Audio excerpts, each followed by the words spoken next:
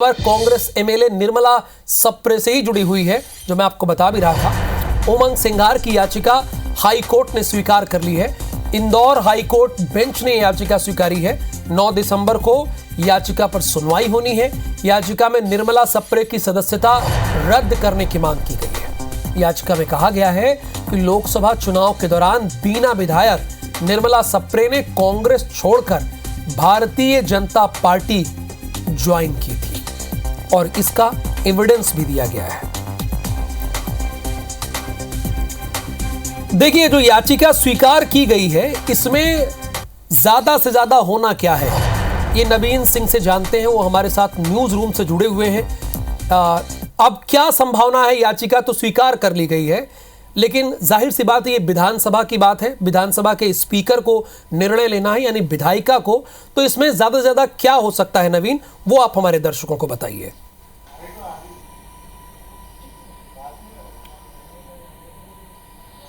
देखिए राहुल, बीना की विधायक हैं कांग्रेस से निर्मला सप्रे। उन्होंने लोकसभा चुनाव के ठीक पहले दल बदल किया।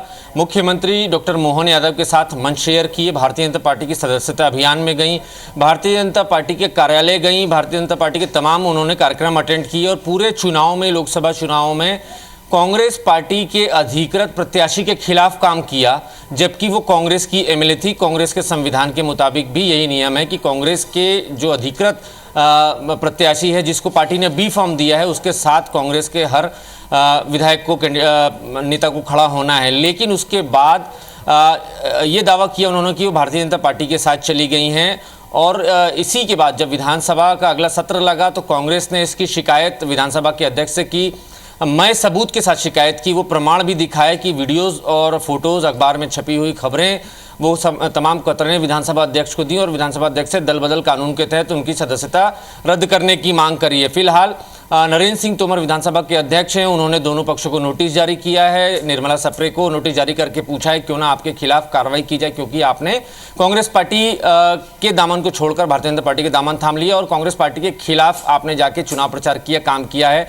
और उनके जो बयान रहे हैं उसका भी हवाला दिया गया है, अखबारों में जो खबरें छपी उसका भी हवाला दिया गया है कि कांग्रेस पार्टी, कांग्रेस विधायक दल और कांग्रेस के जो लीडर हैं विधायक दल के उमंग सिंघार, वो ये मानते हैं कि इनके खिलाफ दल बदल की कार्रवाई होनी चाहिए। तो फिलहाल निर्मला सप्रे की तरफ से ये कहा गया है कि वो खुद मौके पर मौजूद होकर विधानसभा अध्यक्ष को अपने जवाब देंगी। इन सब के बीच में राहुल, नेता प्रतिपक्ष उमंग सिंघार को ये आशंका थी, उनको ये लगता था कि शायद विधानसभा अध्यक्ष के दरबार में सुनवाई नहीं होगी, निर्णय नहीं होगा, इसी तरीके से पेंडिंग रखा जाएगा और ये दूसरा विधानसभा का सत्र होने जा रहा है। तो उन्होंने कोर्ट का दरवाज़ा खटखटाया, हाई कोर्ट में एक याचिका लगाई थी हफ्ते भर पहले और आज याचिका एक्सेप्ट हो गई है। अब जाहिर सी बात है 16 दिसंबर से मध्य प्रदेश की विधानसभा का शीतकालीन सत्र शुरू हो रहा है और बीना से जो कांग्रेस की विधायक है निर्मला सप्रे, वो तमाम कांग्रेस विधायकों को बार बार वो खटक रही हैं और सस्पेंस तो ये बना हुआ है राहुल कि वो बैठेंगे कहाँ, क्योंकि कांग्रेस विधायक दल ने अपनी बैठक व्यवस्था से निर्मला सप्रे को बाहर कर दिया है।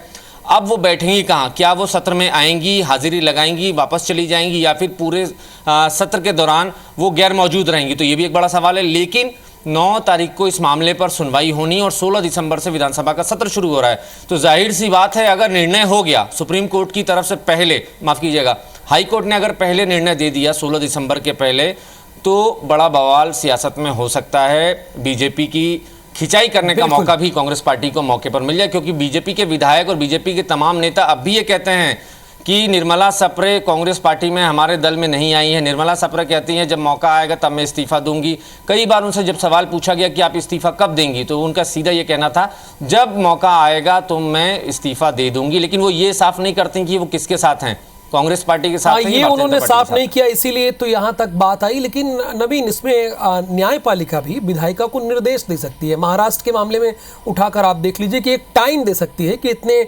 टाइम में विधानसभा स्पीकर को निर्णय लेना होगा। न्यायपालिका इसमें निर्णय, जहां तक मेरी समझ, नहीं ले सकती है। धन्यवाद आपका इस पूरी जानकारी के लिए।